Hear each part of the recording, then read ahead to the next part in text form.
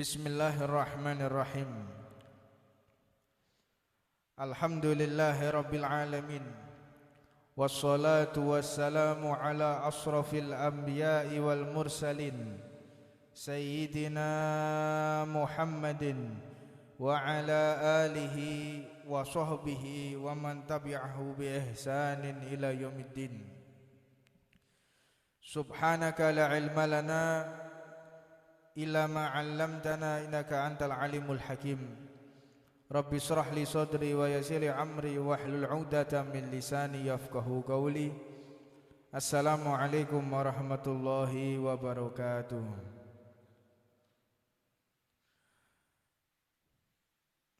Alhamdulillah, puja dan puja kita haturkan kepada Allah Subhanahu wa taala atas kenikmatan yang Allah berikan kepada kita, yaitu dijadikan kita menjadi umat baginda Nabi Muhammad sallallahu alaihi wasallam.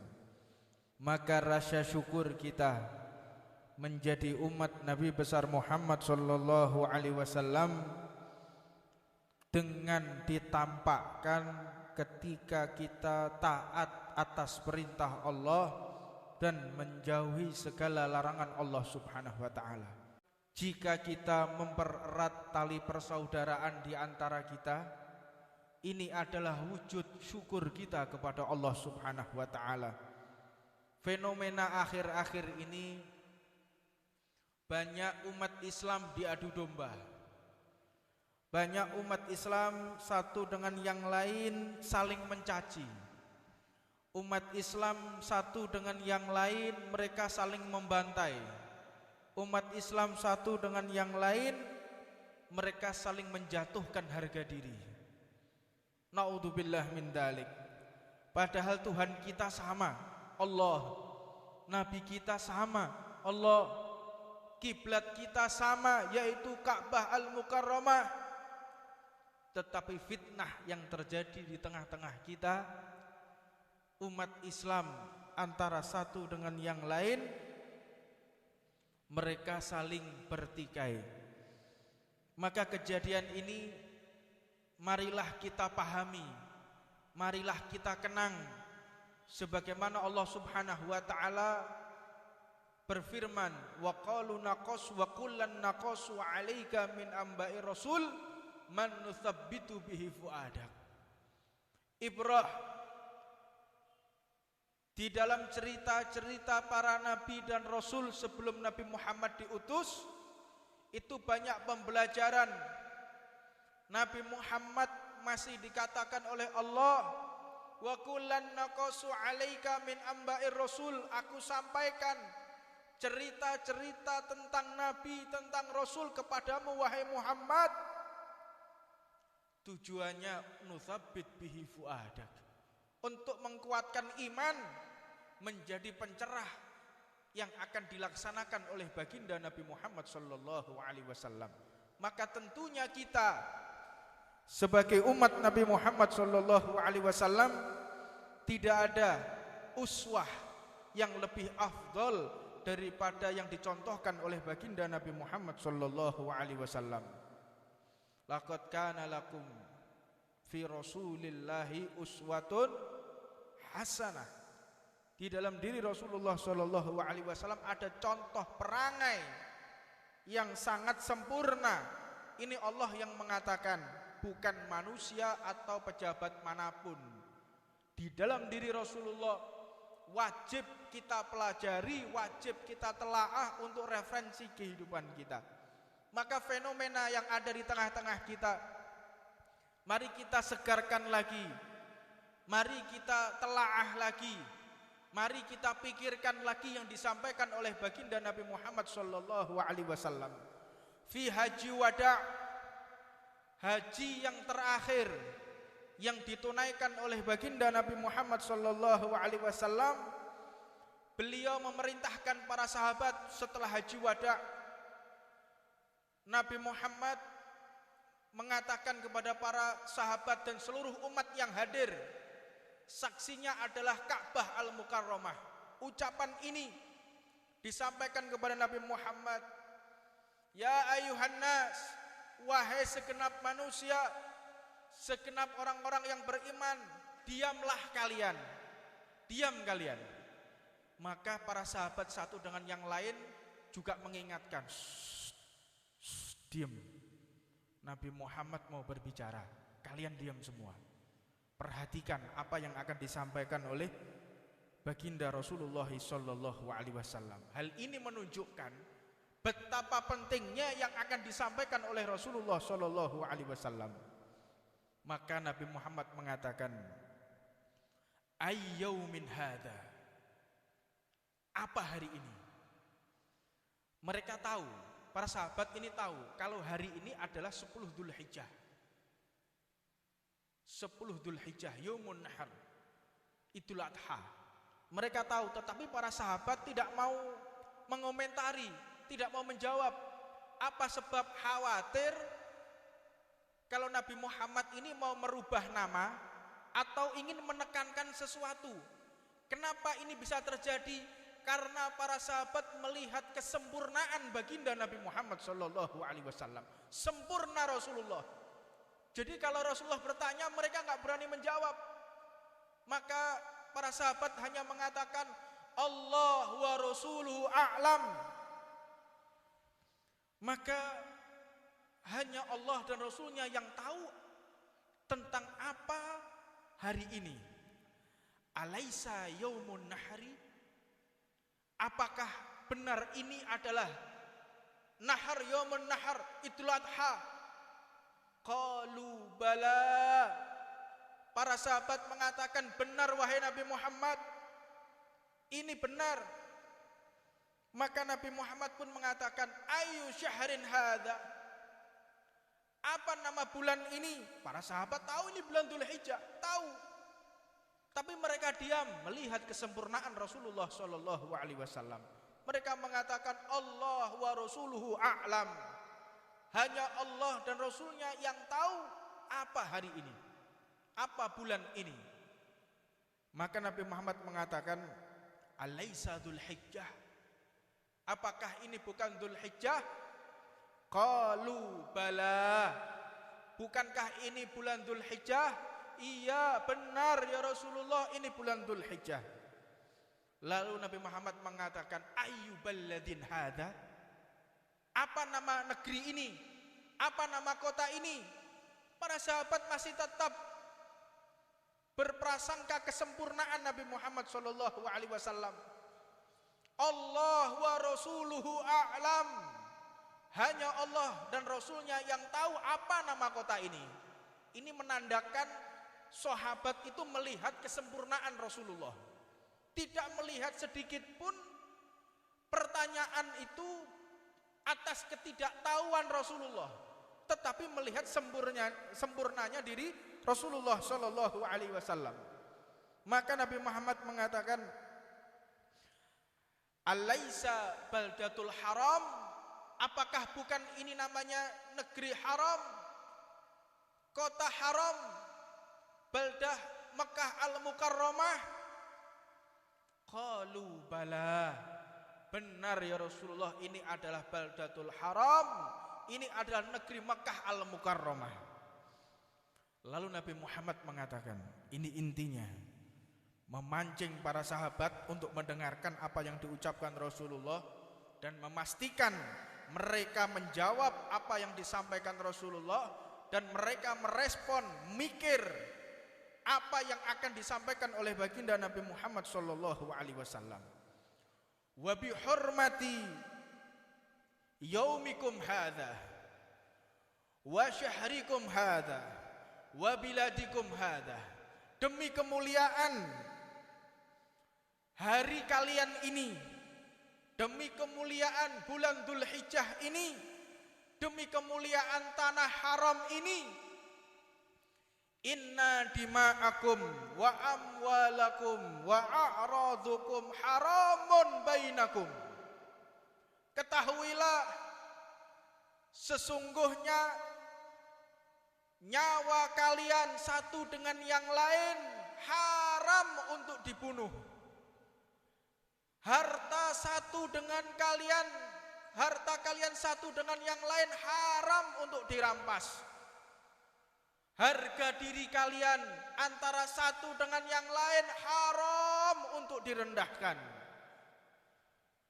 Ini yang disampaikan oleh Rasulullah di saat-saat terpenting. Mari kita pahami lagi. Ini yang dikhawatirkan oleh baginda Nabi Muhammad SAW. Haram kalian saling membunuh. Haram kalian saling mencuri harta satu dengan yang lain. Haram di antara kalian saling menghina, saling menjatuhkan harga diri antara satu dengan yang lain. Nabi Muhammad pun mengatakan, yubalighum syahid minukum ghaib ila yaumul qiyamah. Sampaikan ucapan ini bagi kalian yang hadir, yang menyaksikan ucapanku ini. Sampaikan, terus kumandangkan sampai nanti di hari kiamat. Jangan terputus amanatku yang terakhir ini. Wanti-wanti setiap masa, wanti-wanti setiap umat, jangan sampai melupakan apa yang telah aku ucapkan ini. Penegasan kepada umat Nabi Muhammad SAW. Maka kita melihat berikutnya Rasulullah SAW mengatakan, Allahumma syahad. Nabi Muhammad mengangkat tangannya sambil melihat ke Ka'bah dan ke langit, mengatakan, Allahumma syahad, Allahumma syahad, Allahumma syahad. Ya Allah saksikan, ya Allah saksikan, ya Allah saksikan apa yang telah aku sampaikan. Ka'bah sebagai saksinya, bulan ini sebagai saksinya, hari ini sebagai saksinya aku telah menyampaikan apa yang semestinya aku sampaikan. Ini menunjukkan kalau Nabi Muhammad SAW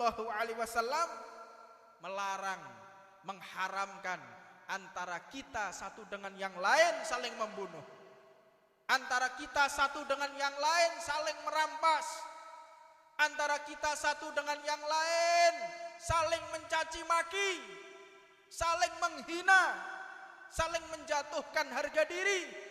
Ini yang diwanti-wanti oleh baginda Nabi Muhammad SAW. Jangan sampai engkau lakukan ini. Nabi Muhammad mengatakan, ala la tarji'u min ba'di dhulalan ba'dukum riqaban ba'd. Apakah kalian akan kembali ke masa-masa sesat? Apakah kalian akan kembali ke masa jahiliyah yang dulu kalian saling bertikai, yang dulu kalian saling merampas harta, yang dulu kalian saling membunuh, yang dulu kalian saling menghancurkan harga diri satu dengan yang lain? Apakah kalian akan kembali ke zaman-zaman jahiliyah? Maka mereka mengatakan, tidak akan kembali ya Rasulullah.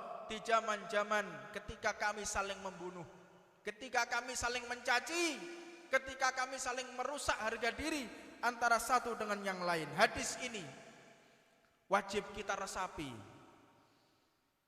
bahwa yang paling dibenci oleh baginda Nabi Muhammad SAW jika ada umat saling membunuh, jika ada umat saling mencaci, jika ada umat saling merampas harta antara satu dengan yang lainnya. Ini sangat-sangat menyakiti perasaan Nabi Muhammad SAW. Maka kita lihat yang ada di saat ini, Suriah sampai saat ini, sampai detik ini antar umat Islam saling membunuh. Di Syam sampai detik ini mereka masih saling membunuh. Kita lihat di Libya sampai saat ini umat Islam, Tuhannya sama, nabinya sama, mereka saling membunuh. Dan yang paling ironisnya, setelah membunuh mereka mengatakan Allahu Akbar. Setelah membunuh mengatakan Allahu Akbar. Ini yang dikhawatirkan oleh baginda Rasulullah SAW. Maka berhati-hatilah, hindarkan diri kita dari saling mencaci, hindarkan diri kita saling menjatuhkan harga diri terutama di medsos, di media sosial. Jangan sampai kita untuk membuka aib satu dengan yang lain. Jangan sampai kita menjatuhkan harga diri antara satu dengan yang lain. Hindari hal-hal yang menyebabkan keretakan ukhuwah umat Nabi Muhammad sallallahu alaihi wasallam. Dan di balik ini semua, la yafrahu syaitan illa bi thalathatin. Tidak ada yang mengembirakan hati iblis kecuali 3 perkara. Yang pertama, rajulun mu'minun qatulu mu'minan. Umat Islam antara satu dengan yang lain mereka saling membunuh. Ini yang membahagiakan hati iblis dan menyusahkan hati Rasulullah sallallahu alaihi wasallam. Jadi jika ada orang menyampaikan keburukan fulan bin fulan, menyampaikan rusaknya harga diri fulan bin fulan di halayak ramai, menjatuhkan harga diri antara satu dengan yang lain, membuka aib antara satu dengan yang lain, bahkan saling membunuh satu dengan yang lain, ini yang mengembirakan hatinya iblis dan menyusahkan hati baginda Nabi Muhammad sallallahu alaihi wasallam. Maka saya himbau kepada segenap umat Islam, kepada segenap organisasi Islam, kepada segenap partai-partai Islam, bersatulah kalian.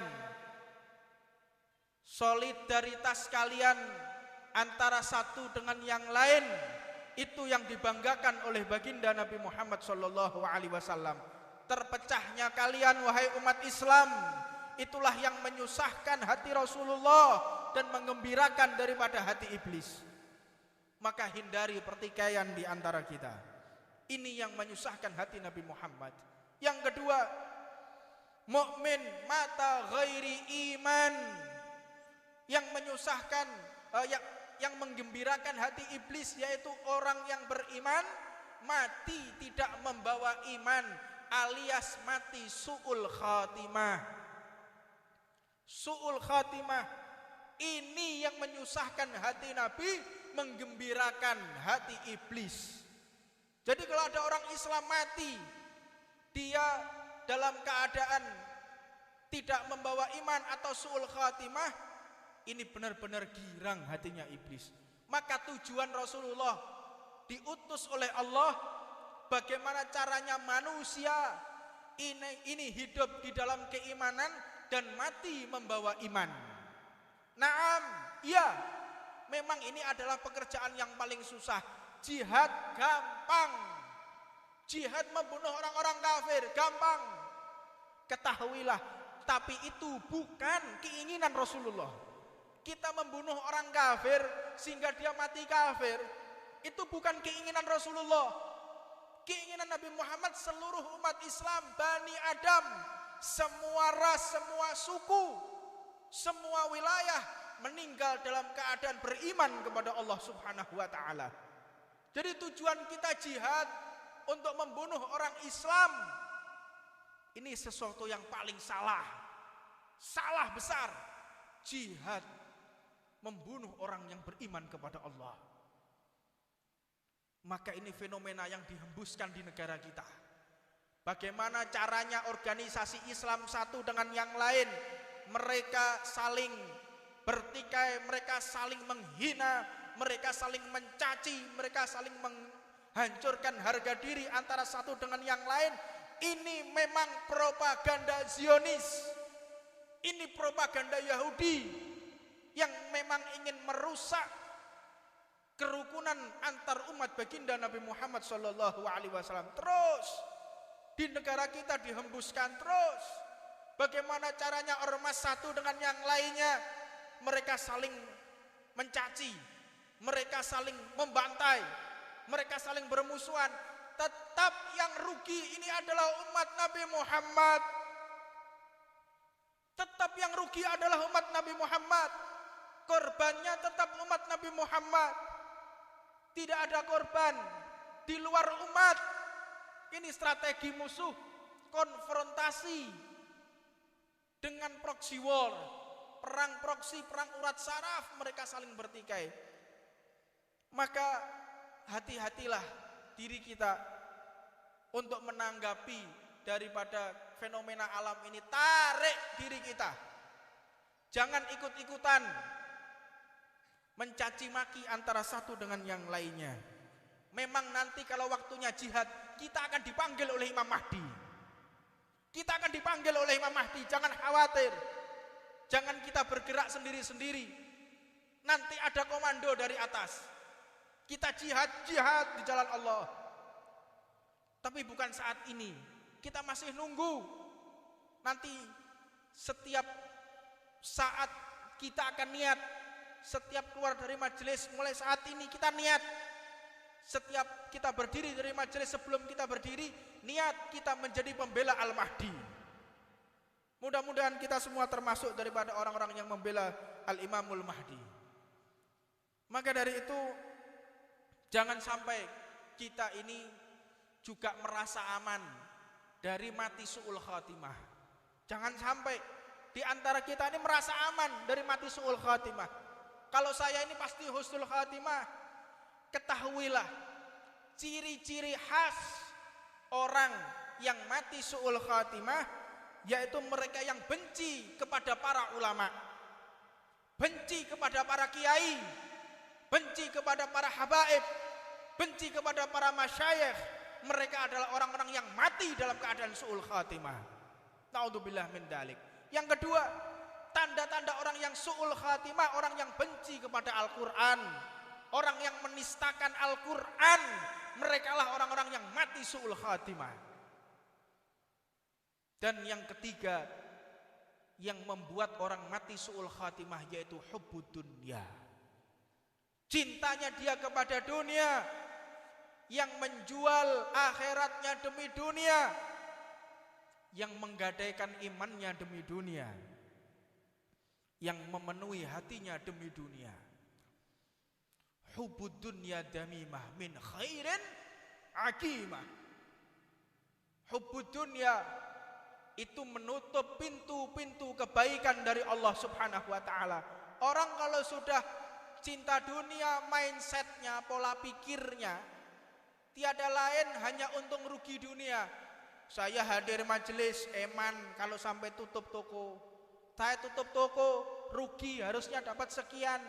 Mau berangkat ke majelis, wah ini harus urunan. Mau berangkat ke majelis harus beli bensin. Di dalam pikirannya untung rugi, maka menutup kebaikan-kebaikan yang telah disediakan oleh Allah Subhanahu wa ta'ala. Perangi, hindarkan diri kita dari cinta kepada dunia. Maka para ulama niki menceritakan, apa sih hubbud dunya itu? Apakah cinta dunia itu? Apakah berarti cinta dunia itu tidak boleh mengumpulkan harta? Apakah karena cinta dunia dilarang lalu tidak boleh mencari jabatan yang bagus? Apakah cinta dunia itu tidak boleh, maka tidak boleh kita menimbun harta? Bukan. Apakah harus kita ini tidak boleh memiliki rumah yang mewah? Bukan. Hubbud dunya itu adalah ghaflah. Hubbud dunya itu adalah lalai kepada Allah Subhanahu wa ta'ala. Harta itu ada harta dunia, ada harta akhirat. Harta dunia, harta yang kita gunakan untuk maksiat, itulah harta dunia. Kita mengumpulkan uang untuk sedekah, tidak masalah.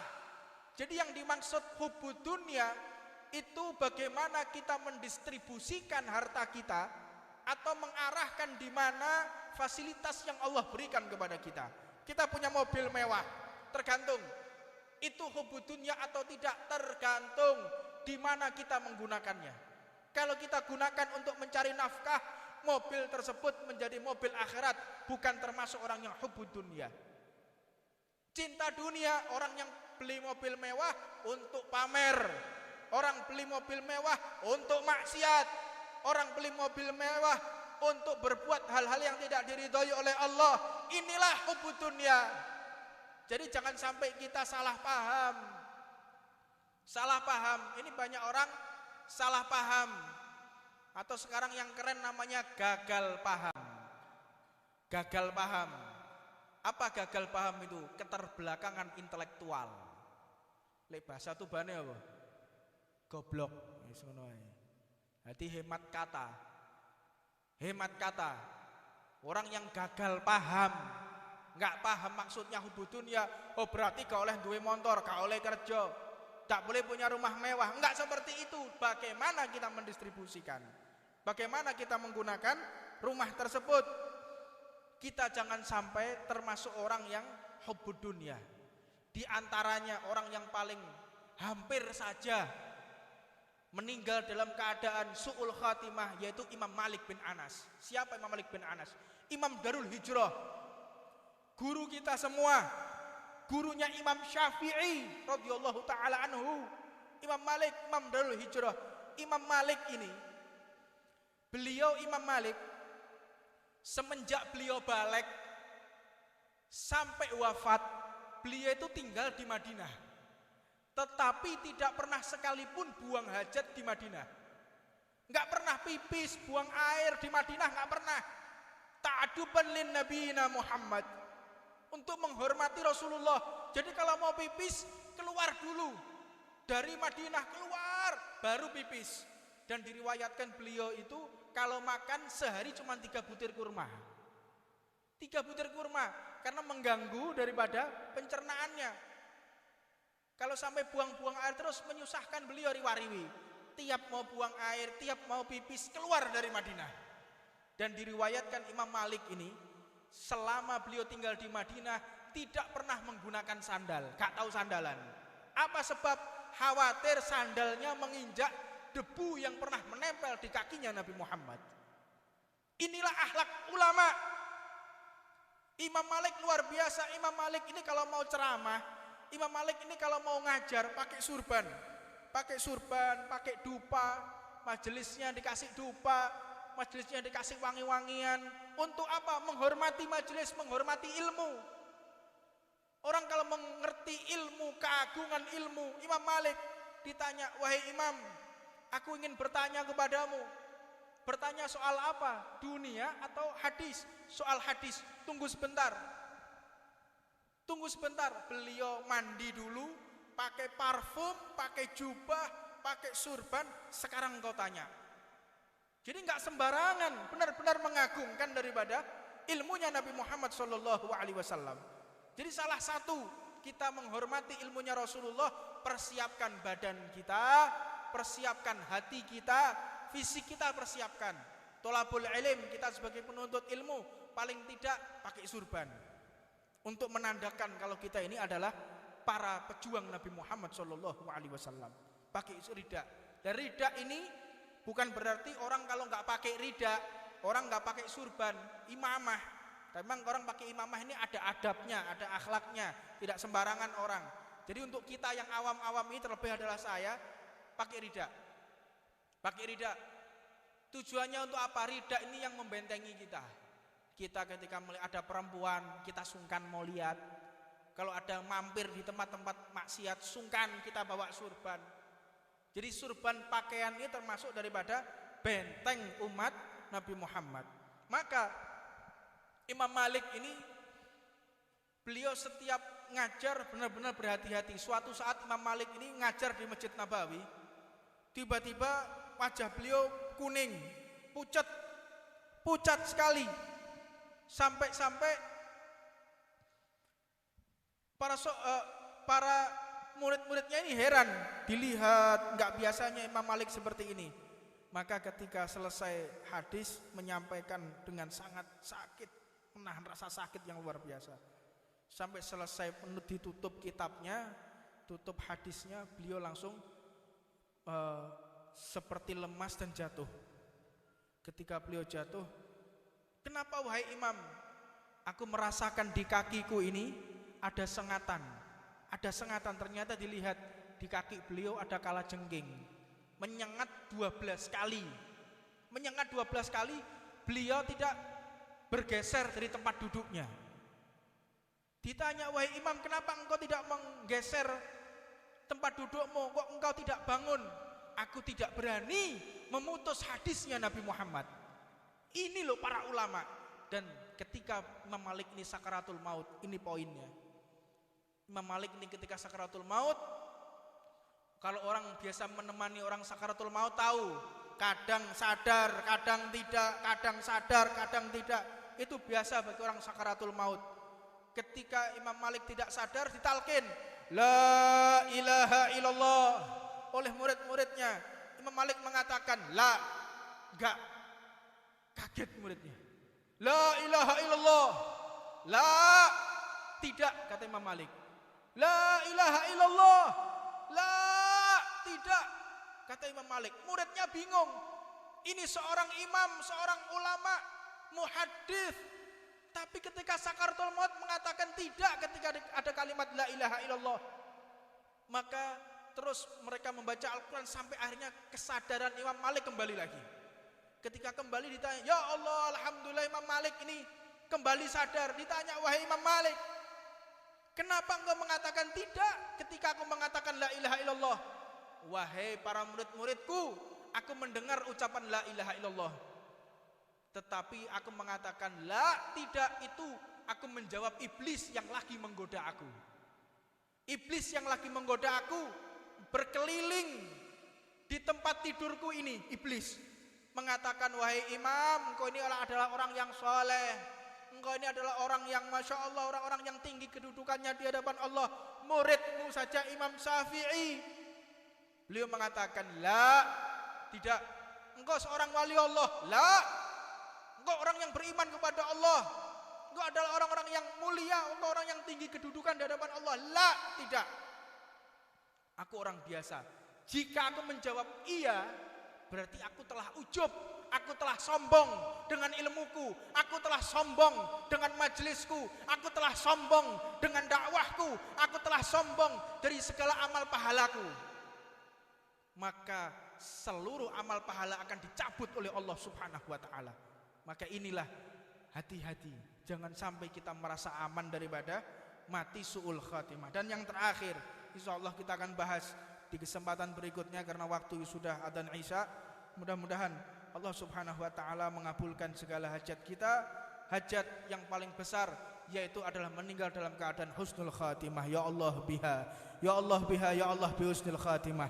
Rabbana atina fid dunya hasanah wa fil akhirati hasanah wa qina adzabannar.